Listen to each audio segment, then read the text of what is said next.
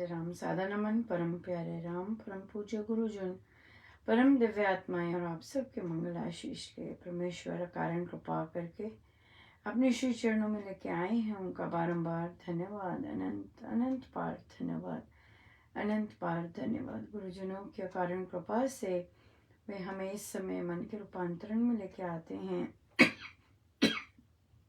उनका बारंबार धन्यवाद, अनंत अनंत बार धन्यवाद, अनंत बार धन्यवाद।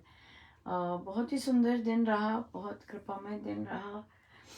गुरुजनों की बहती कृपा और सबसे प्यारी बात कि अलीराजपुर में भी साधक 6 घंटे के जाप के लिए तैयार हो गए। सो बहुत बहुत बधाई। और होपफुली उन्हें अब कोई कमरा भी मिल जाएगा जहाँ पर वे सार्वजनिक स्थान जहाँ पर वे जाप कर सकेंगे। सो बहुत बहुत गुरुजनों का धन्यवाद, अनंत अनंत कृपा। जाबुआ में जनवरी में दीक्षा हो रही है और अलीराजपुर से भी साधक डेफिनेटली जाएंगे क्योंकि बिल्कुल बॉर्डर पे पड़ता है और उसी क्षेत्र में पड़ता है। सो उसके प्रचार हेतु, दीक्षा के प्रचार हेतु वहाँ पे एक बहुत ही सुंदर सा विशेष प्रवचन पीयूष जी का सत्संग लगेगा और वो भी सभी सार्वजनिक स्थानों पे लगेगा। और उसमें बहुत सुंदर महाराज की धुन से आरंभ होगा, सर्वशक्तिमते से आरंभ होकर फिर प्रवचन पीयूष जी का पाठ करेंगे सब, और फिर उसके बाद महाराज की धुन से समापन होगा। आधे घंटे का होगा क्योंकि बहुत बहुत बहुत ज्ञान होता है उसमें, पर इस तरह से होगा। तो इस पर चर्चा करते हुए ये भी आया कि उसके बाद हम चर्चा करेंगे या इस तरह होगा। तो यही कहा कि नहीं, स्वामी जी महाराज को चर्चा करने दीजिएगा। और क्योंकि हम महाराज को आगे रखते हैं, सत्संग में महाराज चर्चा करें, प्रवचन करें, वो ठीक रहता है हमारे लिए, हमें वही सूट करता है। और फिर स्वामी जी महाराज यहाँ पर पधारें और प्रवचन पीयूष के द्वारा साधकों के जो भी मन में प्रश्न वे लाते होंगे या जो भी चीज़ें लाते होंगे वे समाधान हो। तो अभी बढ़ रहा है, देखते हैं परमेश्वर की कैसी मर्जी है। कहाँ 2 घंटे का था, कहाँ 6 घंटे पे ये लोग भी आए, तो बहुत सुंदर है। और हम आज इन्हीं चीज़ों पे चर्चा करेंगे अपने पाठ के बाद। पर आज तो हमारा जप यज्ञ का शुभारंभ है आप लोगों के 16 दिसंबर, और हम सबको बहुत बहुत बधाई, बहुत बहुत शुभ मंगल कामनाएं, और उसका शुभारंभ हम करते हैं। और अगर कोई और विशेष बात शेयर करने की ना हो तो या बिल्कुल सांबा का भी जा चुका है और वे लोग बिल्कुल तैयार हो गए थे कि अगर 6 घंटे का है और बाहर से साधक आते हैं और सारा टाइम बैठते हैं, कुछ टाइम बैठते हैं, तो आराम से बैठ के जाप करें। अगर अपना सारा डे स्पेंड करने के लिए आए हैं जाप के लिए, तो सारा समय जाप पे बैठे। भोजन का प्रबंध साधक लोग उन्होंने कहा कर देंगे, और ताकि साधकों को इधर उधर जाना ना पड़े बाहर, जैसे भी है जाप चल रहा है तो जाप की वाइब्रेशंस अंदर ही रहें, तो उसके लिए प्रबंध हो जाएगा। लंबा है और अलीराजपुर में भी देखते हैं कैसे बनता है, इंटरेस्टिंग है। और कैसे कैसे साधकगण आते हैं, एकजुट होते हैं गुरुजनों के कार्य करने के लिए, और साधक तैयार करते हैं दीक्षा हेतु, राइट। सो बहुत बहुत धन्यवाद गुरुजनों को, बहुत बहुत धन्यवाद, बहुत बहुत धन्यवाद। सो आइए हम अपने जप यज्ञ का शुभारंभ करें। ये हमारे वर्ष का आखिरी जप यज्ञ है और नए वर्ष का पहला जप यज्ञ होगा। सो हम इस लें महाराज के पावन आशीर्वाद, उन्हीं से ही सब संभव हमारा बनता है। बहुत बहुत ही सुंदर, बहुत ही सुंदर। आइए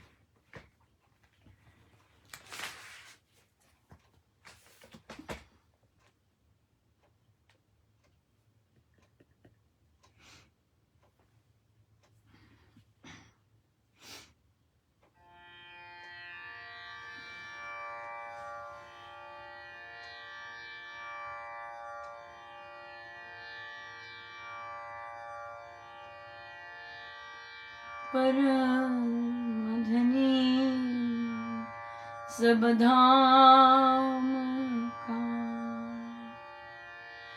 परम पुरुष श्री राम, परम कृपा करुणावश,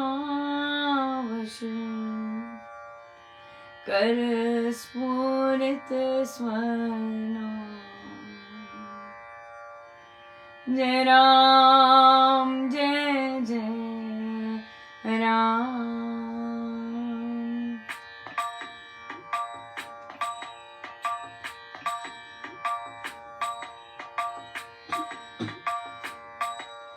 मंगलमय निज नाम में महाशक्ति को सार, जग जन जीवन हेतु हरि उससे मिलते आप।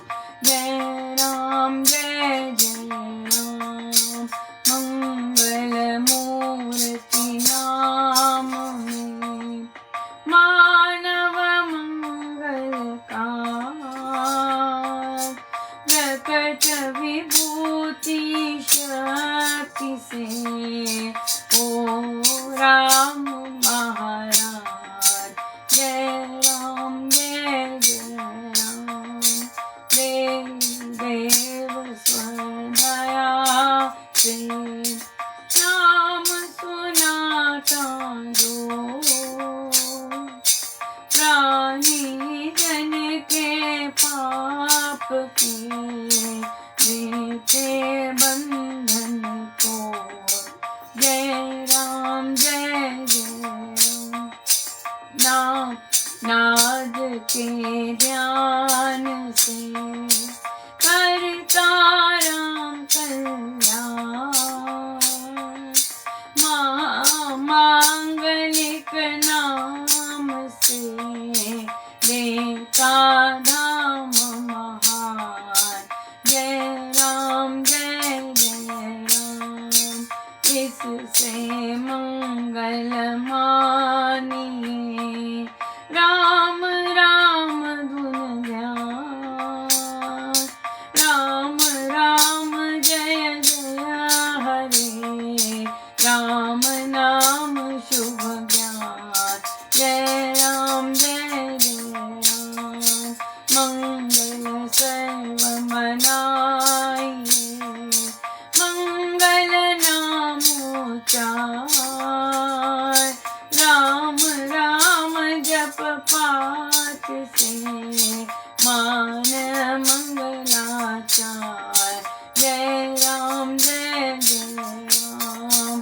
मंगलाचरण सुख करण, विघ्न हरण शुभ सार। राम नाम शिव सकून है, बंसी शांति निधान। जय राम जय जय राम। राम गीत गुण गान है, मंगल करण विशेष। स्मरण मनन भी राम का, करता पाप निषेध। जय राम जय जय राम। मंगल प्रथमाध्याय, कार्य करने का सब सुकृत आरंभ में सिमरो राम। जय राम जय जय राम। जग जीवन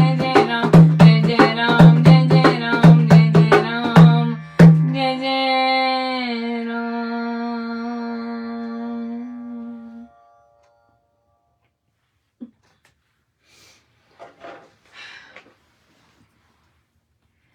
सो आइए चलते हैं हम अपने रामायण जी पर, और कीजिएगा, बांटिएगा, और अपने फ्रेंड्स को, नए लोगों को कहिएगा। जॉब के लिए, जॉब चल रहा है तो उसके लिए प्रोत्साहित कीजिएगा। बहुत बहुत भारी भरकम काम होता है ये पर निष्काम भाव से करें तो बहुत सुंदर रहेगा। राइट, बिल्कुल। हमारा पृष्ठ है 350 रामायण जी का।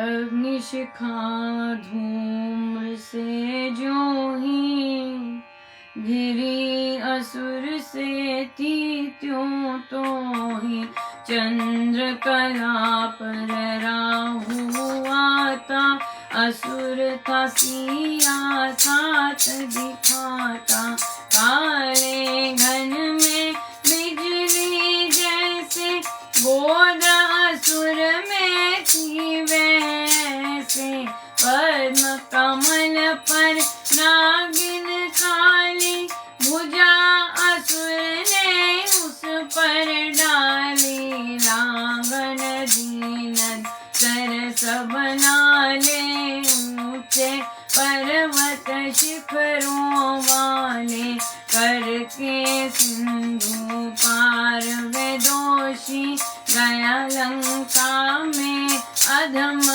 रोषी अंतःपुर में ज्ञानतिकाया उसने वहाँ उसे बिठलाया असुरिया पहरे पर लगाई आज्ञा पाकर ज्योति आई बोला उन्हें कोई ना आवे इसे यहाँ जन देख न पावे जो मांगे वह इसको देना सार संभार तुम लीना निकल वहाँ से बाहर आए उसने योने हाथ बुलाए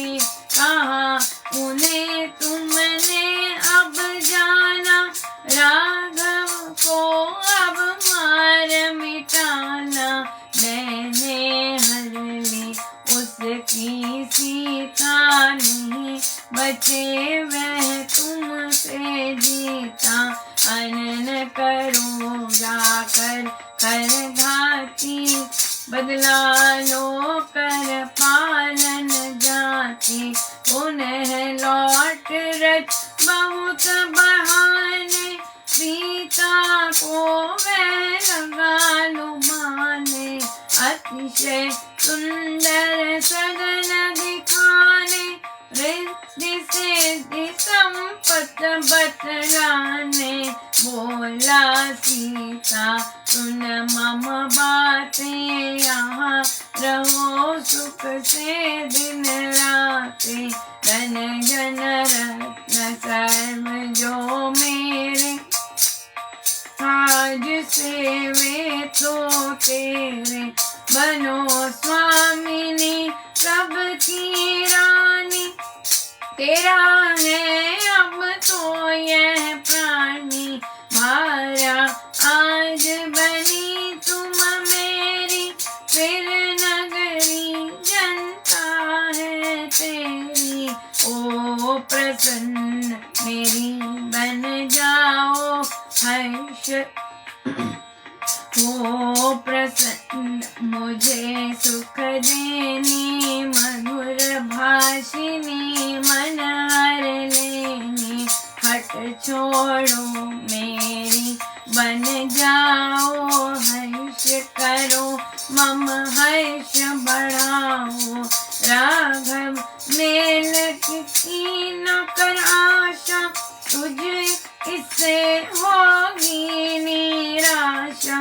रामचंद्र अनुज सह सीते, अब तू जान नहीं है जीते। राघव मेल की न कर आशा, तुझे इससे होगी निराशा। रामचंद्र अनुज सह सीते, अब तू जान नहीं है जीते।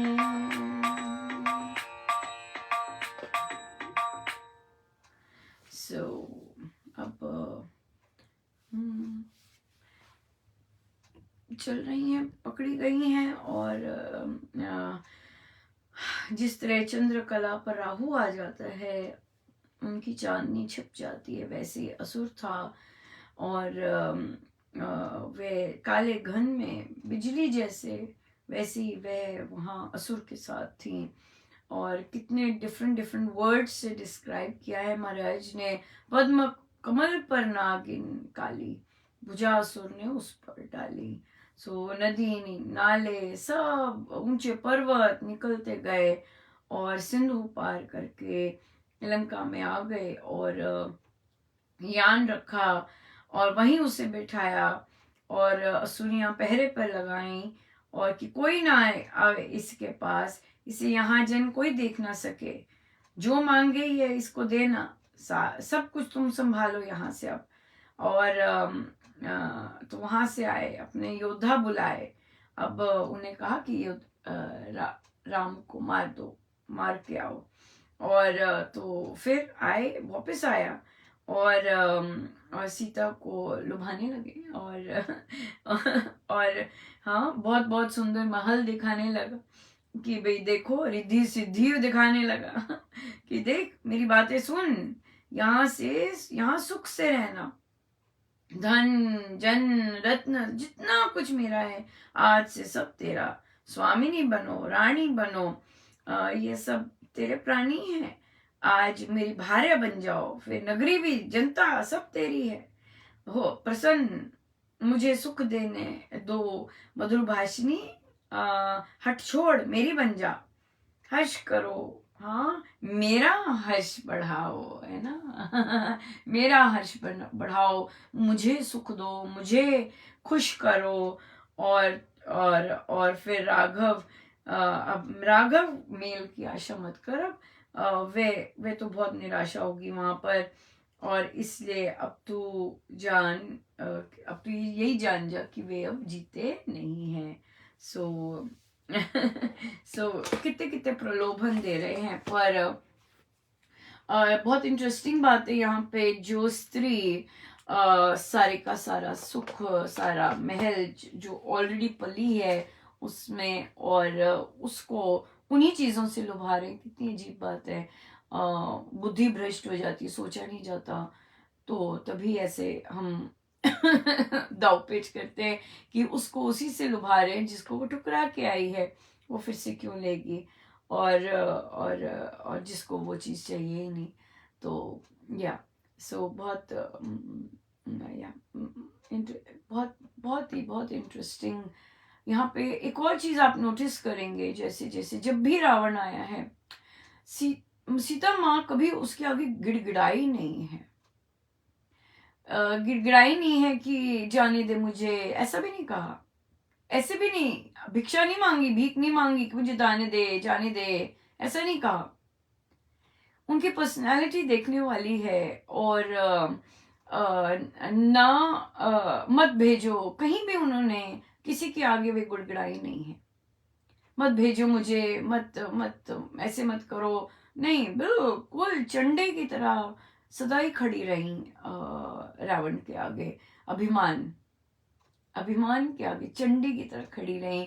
उसको उसके आगे घुटने नहीं टेके, भीख नहीं मांगी, ये नहीं कहा अच्छा मुझे माफ कर दो, जाने दो।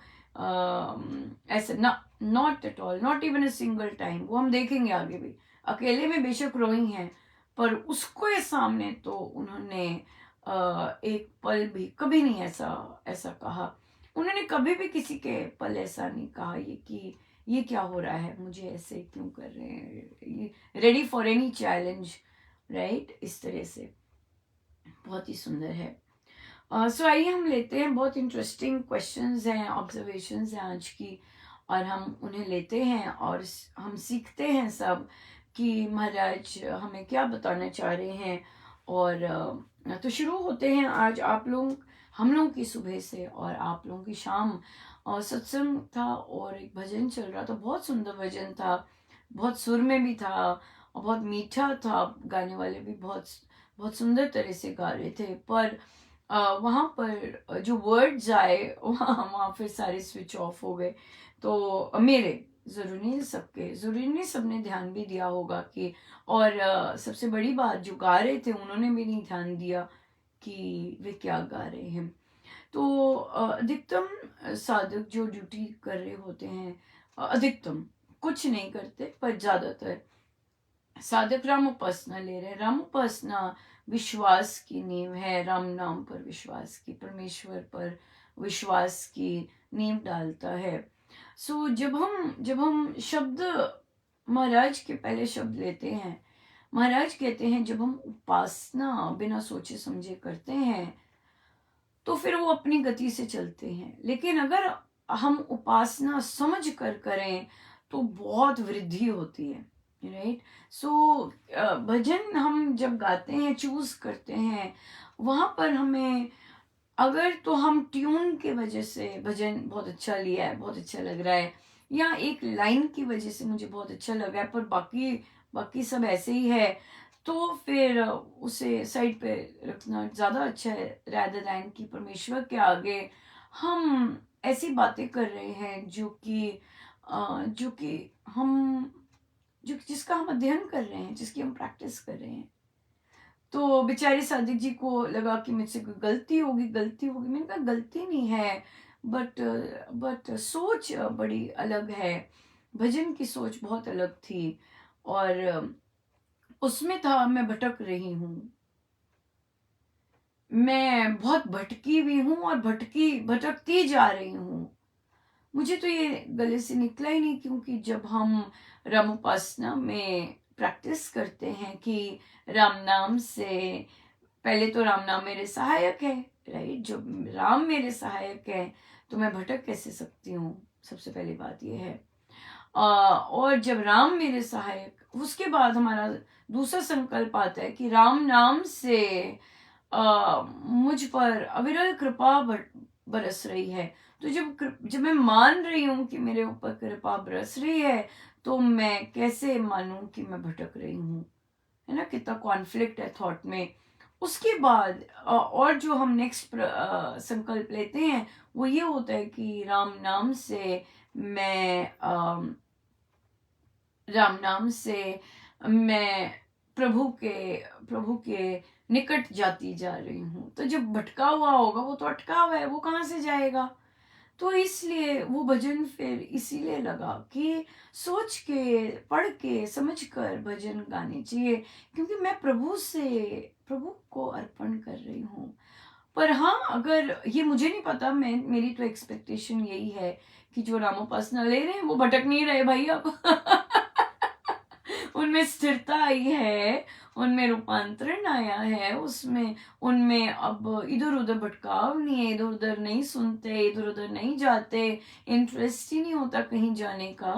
तो ये एक्सपेक्टेशन रहती है। और आई गेस जैसे हम होते हैं हम वैसे दूसरे को लेते हैं, पर फिर भी राम उपासना ले रहे हैं, महाराज के शब्दों का अध्ययन कर रहे हैं, उनका प्रैक्टिस कर रहे हैं।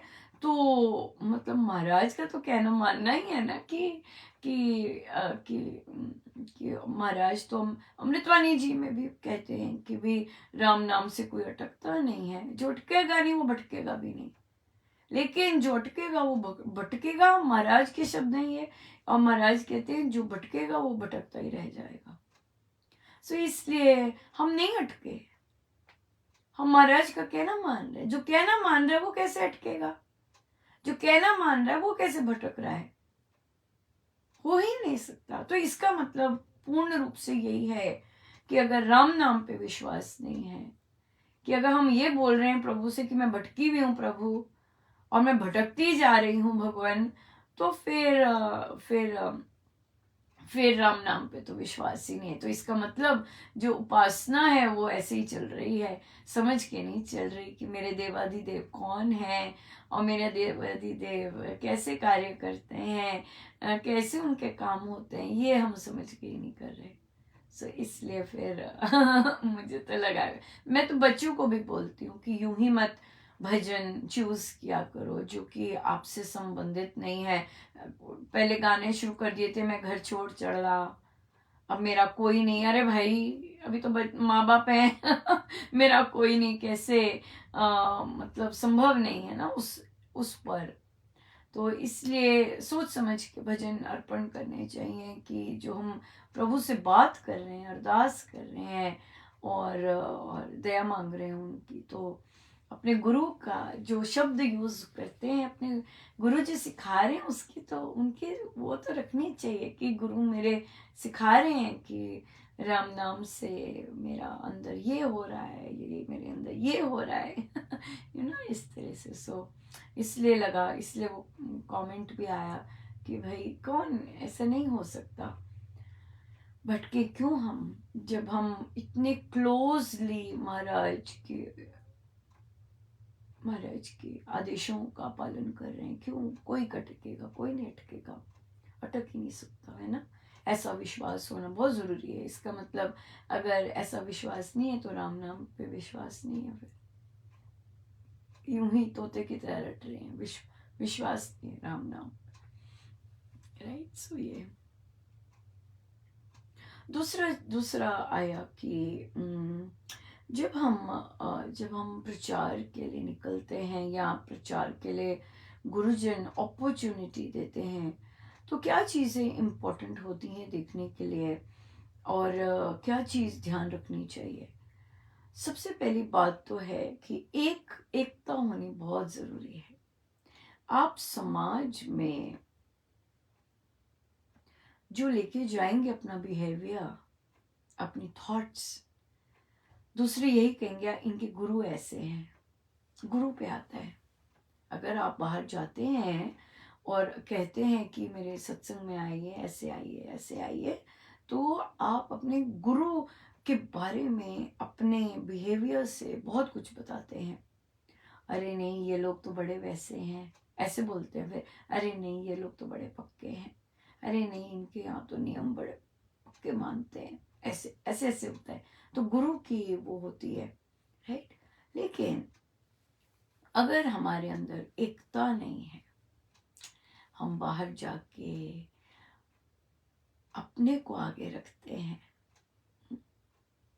अरे नहीं, ईर्ष्या हो जाती है, दूसरे को कुछ मिल रहा है, ईर्ष्या हो जाती है, फिर हम दूसरे की बुराई करना शुरू कर देते हैं। नहीं कर सकते प्रचार, ग्रोथ ही नहीं हो सकती। जब हम आपस में एक दूसरे के दुर्गुण देख रहे हैं, जब हम आपस में एक दूसरे के दुर्गुण बखान कर रहे हैं बाहर समाज में, तो समाज यही कहेगा, इनके गुरुजनों से रंग नहीं चढ़ता। हाँ, इनके सत्संग बस ऐसे ही सत्संग ही करते हैं, कोई बदलाव नहीं आता। राइट। सो एकता बहुत आवश्यक है, और तभी रामोपासना बहुत आवश्यक है प्रचार करने से पहले, ताकि हमारे अंदर जो एक दूसरे के प्रति ईर्ष्या है, या एक दूसरे के प्रति कंपटीशन है, या मैं दिखूं आगे, ये वाली जो भावना है, ये फिर हमें बहुत गड़बड़ करती है। और फिर जो सेवा है वो आत्मा को आगे रख के नहीं होती, वो मैं को आगे रख के होती है, और वो बहुत गड़बड़ कर देती है। वहाँ कुछ नहीं होता, वहाँ फिर बीज जो है प्रेम के नहीं डलते, वहाँ तो बीज ऐसे ही डलते हैं चुगली के, दूसरे को नीचे गिराने के। राइट। सो गुरुजन बार बार अपॉर्चुनिटी देते हैं, लेकिन अगर हमें पता नहीं चलता कि हम क्या गड़बड़ कर रहे हैं समाज में, तो और हमने न जाने गुरुजनों का किस तरह से नाम भी बाहर किया होगा, है ना, तो ये चीज़ें बहुत मैटर करती है। सो इसलिए इस ध्यान से अगर हम प्रचार पे निकलना चाहते हैं, तो अपने मन का मैल जो है वो साइड पे रख के निकालना होता है, एक बहुत ही पवित्र मन से जाना होता है, गुरु को रखना होता है आगे, गुरु की गुरु गुरु के लिए सब करना होता है, ना कि मैं पिक्चर में आऊं, ना कि मुझे कुछ मिले, ना कि इस तरह से। गुरु आगे होने चाहिए, ड्रामा नहीं होना चाहिए गुरु आगे होने का रियल सेंस में होने चाहिए, क्योंकि फिर आप मुख खोलेंगे पकड़े जाएंगे, मुख खोलेंगे तो पकड़े जाएंगे। सो इसलिए अपने मन को साफ करके अपने गुरु के लिए सेवा करनी बहुत ज़रूरी है। और फिर ये तो बहुत इम्पोर्टेंट, ये अगर हम उपासक का आंतरिक जीवन के जो महाराज ने सिखाया है उस पर स्ट्रिक्ट रहते हैं, उस पर आरूढ़ रहते हैं, तो फिर महाराज प्रसन्न होके दया करते हैं, प्रभु कृपा बरसाते हैं। वरना वरना तो पहले खुद को ही सुधारो, दूसरे को क्या सुधारेंगे।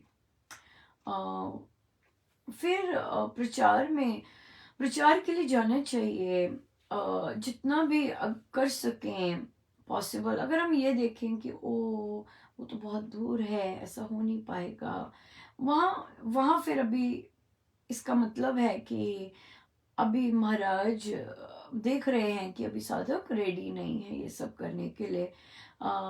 जुनून होना चाहिए गुरुजनों के कार्य करने के लिए। और फिर और अगर हम बहुत चीज़ें बाकी देखते हैं फिर तो नहीं हो पाता।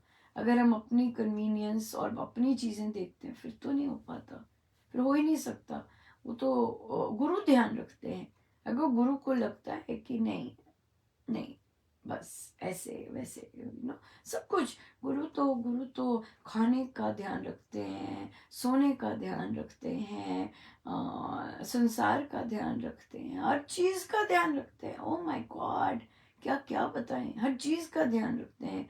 पर हमें अपनी भूख जो है वो ध्यान रखनी चाहिए, उस पर ध्यान देना है, और अपनी अपने अपनी सुख सुविधा का ध्यान रखना है, कि हम थोड़ा गुरु के कार्य के लिए ये सब ना देखें, और कुदी लगाएं, और प्यार से अगले को दें, और प्यार से अगले को इनवाइट करें सत्संगों के लिए, या जैसी भी बैठ के आरंभ होने जा रही हैं उस चीज़ के लिए। सो प्यार होना बहुत ज़रूरी है, एकता होनी बहुत ज़रूरी है, एक कॉमन गोल होना बहुत ज़रूरी है कि, और कॉमन गोल है कि ज़्यादा से अधिक लोग दीक्षा के लिए इकट्ठे हों। और फिर दीक्षा के बाद भी बहुत ज़रूरी होता है कि करनी कैसे है साधना, है ना, करनी कैसे साधना, सो जुड़े रहें। और फिर सत्संग कितना इम्पोर्टेंट होता है कि सत्संग से जुड़े रहें और सत्संग आते जाएं ताकि महाराज उन पे काम करना आरंभ कर सकें उस तरह से। सो बहुत इंटरेस्टिंग है, पर मेन बात तो प्रचार में अपने को ही देखने की होती है। पहले हमारा मन साफ हो, हमारे में शुचिता हो, तो फिर हम, और देखिए आप जो भी आपने पहले किया है या अब कर रहे हैं, जो भी आप समाज में बोलेंगे वे आपके गुरु के ऊपर जाएगा। अगर आप चुगली करते हैं एक दूसरे की नेगेटिविटीज लेके आती है, स्थान की नेगेटिविटी लेके आती हैं, तो सारा का सारा गुरु पे जाता है कि गुरु ऐसे हैं और इनके गुरु भी ऐसे ही होंगे जैसे ये लोग कर रहे हैं बातें। तो इसलिए हमारे गुरु तो ऐसे नहीं है ना, हमारे गुरु तो ऐसे नहीं है। सो इसलिए जो जैसा हमारे गुरु नहीं है और जो हमें नहीं कहते हैं वो हमें नहीं करना है। और हम एक दूसरे को प्रोत्साहन देते, एक दूसरे को गुण गुण एक दूसरे के बखान करते हुए प्रचार करें, बहुत बहुत सॉलिड रहता है और बहुत अच्छा रहता है। बाकी तो फल तो गुरु देने वाले होते हैं, हमारा काम तो कर्म करना है, हमारा काम तो अगर हमारे आगे ऐसी सिचुएशन आई उस पर चलना है। बाकी तो सब गुरु ही करते हैं, हम तो कुछ नहीं करते, हम कुछ भी नहीं करते। तभी हमने महाराज को आगे रखा है कि महाराज आप ही समझाइएगा, आपके प्रवचन से वे समझें, आपके शब्दों से वे समझें, आपके ग्रंथों से वे समझें, आपके संकीर्तन की मस्ती से समझें, जैसे समझाना चाहते हैं आप समझाइए। हम नहीं कर सकते ऐसा, हम नहीं कर सकते। इसलिए हमने समझाने के लिए भी गुरु ही आगे रखे हैं कि ग्रंथ में से जो करें। ये आ गया, विशेषकर आ गया आल्यराजपुर का कि वे करेंगे। सांबा में प्रचार लेट होगा क्योंकि अभी देर है वहाँ पर प्रचार के लिए, पर वहाँ तो जो पाठ होगा, अखंड जाप होगा, उसके लिए तो वे तैयारी करेंगे, बताएंगे कैसे करना है। उसके लिए भी मेहनत तो हर एक चीज़ के लिए की जाती है, मेहनत तो करनी होती है हर एक चीज़ के लिए, बिना मेहनत के तो नहीं कुछ मिलता। मेहनत तो कराएंगे गुरुजन, पिसाएंगे बिल्कुल, और रेडी भी रहना चाहिए, आनंदित होना चाहिए। अरे ये अपॉर्चुनिटी है, ये चलो करते हैं, अरे महाराज ने फिर एक नई चीज़ दी है देखिए, और चलो करते हैं, मिल के करते हैं, बोलते हैं, कहते हैं आओ ये करो, है ना, इस तरह से ऐसा होना चाहिए। बहुत सुंदर है। अनकंफर्टेबल जहाँ होंगे वहीं ग्रोथ है। बच्चे आज जो स्पेशली नॉन इंग्लिश स्पीकर्स हैं वो आज कंप्लेन कर रहे थे, नहीं मिस महाजन आपकी क्लास सबसे डिफ़िकल्ट है। मैंने कहा नहीं मेरी क्लास डिफ़िकल्ट नहीं है, नहीं मिस महाजन सच में बहुत डिफ़िकल्ट है, इसी में यही डिफ़िकल्ट लग रही है। मैंने कहा नहीं, हर अगर वही जैसा कर रहे हो वही करते आए, ग्रो क्या करोगे? हाँ, ग्रो कैसे करोगे? और जब तक अनकंफर्टेबल नहीं होगे, जब तक दिमाग नहीं लगाना पड़ेगा कि भाई दिमाग भी तो लगाना बहुत ज़रूरी है ना। दिमाग लगाएंगे, कैसे करें, कैसे इसे संभव बनाएं, किस तरह से करें, नई चीज सीख रहे हैं तो नई चीज में तो अनकंफर्टेबल हो गए ना, और पर रंग बहुत सुंदर आएगा। पर काम तो करना ही है ना, जब तक अनकंफर्टेबल नहीं होंगे तब तक ग्रोथ नहीं है। ग्रोथ तो अनकंफर्टेबल होकर ही आती है, उत्थान तो अनकंफर्टेबल को सामना करने में ही आता है, नहीं तो नहीं आता। आराम से सब कुछ हो जाए उसमें नहीं आता। जहाँ ऑपोजिशन होती है, जहाँ अपने मन की ऑपोजिशन होती है, अपना मन रेडी नहीं होता ये सब करने के लिए, अपना मन ये चीज़ें कभी की नहीं होती हैं और ये होता है, तब तक उसी को पार करना होता है, ये मन के फियर्स को, डिफरेंट चीज़ों के फियर्स को। और मेन बात यही होती है, अपने गुरु को आगे रखना होता है, अपने गुरु की शिक्षाओं को, अपने गुरु की सिंप्लिसिटी को आगे रखना होता है। अब यहाँ पर अगर हम ये बोलते हैं कि देखो भाई हमारे यहाँ चढ़ावा नहीं होता, हमारे यहाँ से नहीं, देखने दो उन्हें, अरे आओ तो सही, बड़ी मस्ती होती है, आओ तो सही, बड़ी शांति होती है, आओ तो सही, देखो तो सही, चखो तो सही, तब पता चलेगा। अच्छा, वहां आके कोई चढ़ाने लग जाए, नहीं नहीं नहीं, हम नहीं, यहाँ नहीं चढ़ाते, अब मजा आएगा। अब मजा आता है, अरे नहीं नहीं नहीं नहीं, हम नहीं चढ़ाते, हमारा ऐसा कुछ नहीं होता। और बल्कि ये बताना होता है कि आप अगर राम नाम को पूछते हैं, देवी देवता बहुत प्रसन्न होते हैं, क्योंकि देवी देवता राम नाम को पूजते हैं। ये बताना बहुत जरूरी है कि राम नाम को पूजने से देवी देवता सारे नक्षत्र अपने आप बहुत खुश होते हैं, है ना, बहुत बहुत प्रसन्न होते हैं। और हनुमान जी की अलग से आराधना नहीं करनी पड़ती, राम नाम से हनुमान जी प्रसन्न होते हैं, क्यों, उनका नाम है। शिव जी को अलग से जल नहीं चढ़ाना पड़ता, क्यों, शिव जी राम नाम लेते हैं, तो हम राम नाम ले रहे हैं, तो शिव जी बहुत पसंद है।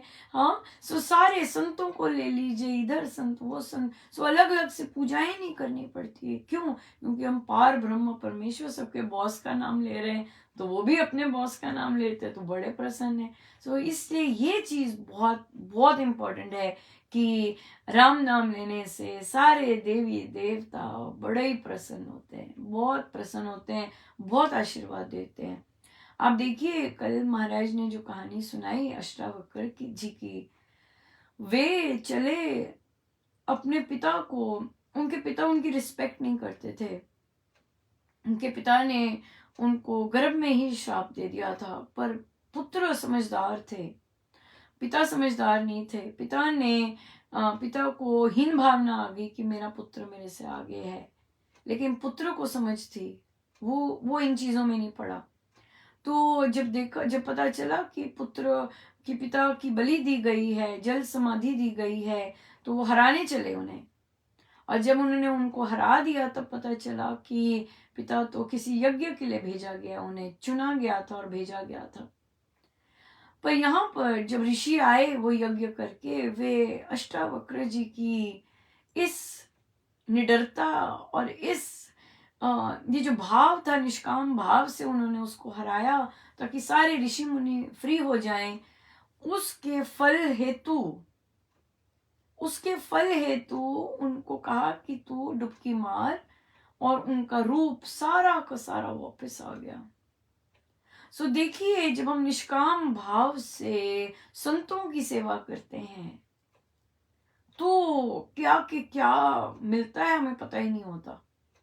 इसलिए अगर हमें अपॉर्चुनिटी आई है प्रचार करने की, आई है कि हम चलो इस प्रचार बैठके लगाएं, तो फिर हमें उसमें कूदी मारनी चाहिए, और सबको साथ लेके चलना, चलो भाई तुम भी पढ़ो।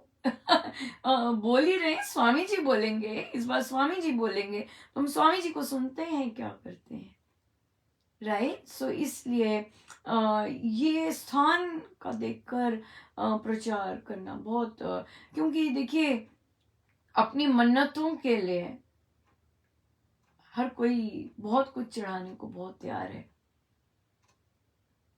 उनको कोई फर्क नहीं पड़ता कि हम अगर हमें चढ़ाने को कहें और हमारा काम बनता है, वो चढ़ाएंगे, right. So this is not a major thing, this is not a major thing. Major thing तो ये है कि राम नाम लेने से देवी देवता बहुत प्रसन्न होते हैं, राम नाम लेने से देवी देवता बहुत प्रसन्न होते हैं।